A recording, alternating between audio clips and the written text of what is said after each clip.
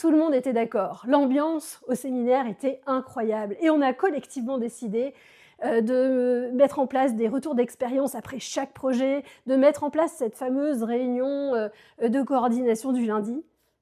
Et 6 mois plus tard, rien. On fonctionne comme avant, rien n'a changé. Alors pourquoi les bonnes idées collectives s'évaporent-elles de retour au bureau et au quotidien?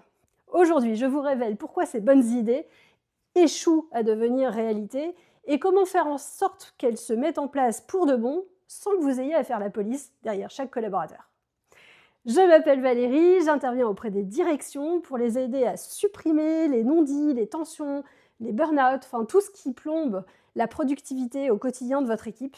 Mon objectif, c'est que votre équipe retrouve la fluidité et le feu sacré des débuts pour que vous puissiez vous concentrer enfin sur la croissance de votre business. Le problème, c'est pas la mauvaise volonté de votre équipe. Le problème, c'est la manière dont la décision a été formulée. Pour qu'une idée devienne réalité, il faut qu'elle surmonte 4 problèmes. Le premier, c'est le problème et l'erreur du « on ». En psychologie, on sait parfaitement que plus il y a de monde dans une pièce, moins on agit.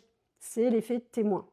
On va faire assure que ça ne désigne personne et donc personne ne bouge. Mon conseil, nommez quelqu'un.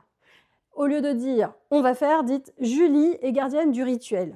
Julie ne va pas faire tout le travail, mais elle donne le coup d'envoi. En fait, sans personne, sans individu nommé et en charge de quelque chose, l'idée meurt. 2. L'absence de déclencheur. Une idée sans date, c'est qu'un souhait. Le psychologue Peter Gollwitzer appelle ça l'implémentation d'intention. Le cerveau a besoin d'une case dans l'agenda, pas d'intention en l'air. Mon conseil, au lieu de dire « on va faire un Rex », dites plutôt « à chaque fois qu'un chef de projet clôt un dossier client, il réunit tout le monde 15 minutes après la réunion du lundi ». Et petit plus, greffez toujours ça sur une habitude existante, c'est encore plus efficace. Le manque de concret, ça c'est le 3e point. Le flou, c'est le meilleur ami de la procrastination. Le cerveau a besoin de savoir à quoi ressemble le résultat terminé pour pouvoir s'y mettre. Alors mon conseil, définissez le résultat de manière précise. Ne quittez pas le séminaire sans avoir dit et sans avoir précisé à quoi ressemblait le Rex. Le Rex, par exemple, sera réussi si on a noté 3 points positifs et 1 point d'amélioration sur le tableau blanc. Plus c'est concret, plus c'est faisable. Et 4, anticipez les obstacles et votre quotidien. Souvent en séminaire, on décide pour un soi futur qui sera parfait. Le problème, c'est que quand on revient au boulot le lundi, en fait, on est à nouveau fatigué et débordé. Mon conseil, ne concevez pas des machines de guerre.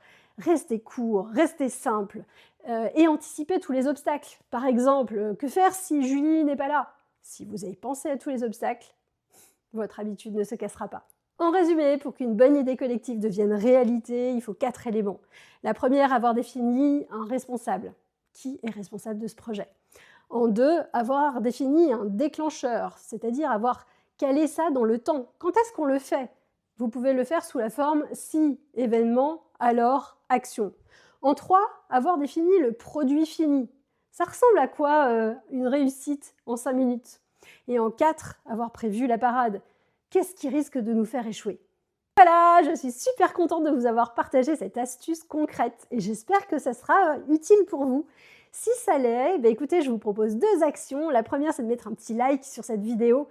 C'est hyper utile pour moi et vous pouvez aussi vous abonner à la chaîne en passant. La deuxième, c'est que je vous propose un petit outil gratuit que je vous mets dans les commentaires qui s'appelle « Dire non sans malaise », la méthode en 3 phrases pour arrêter de culpabiliser et de perdre du temps. Et vous allez voir, c'est hyper intéressant. Je vous mets vraiment ce lien dans les commentaires. À bientôt!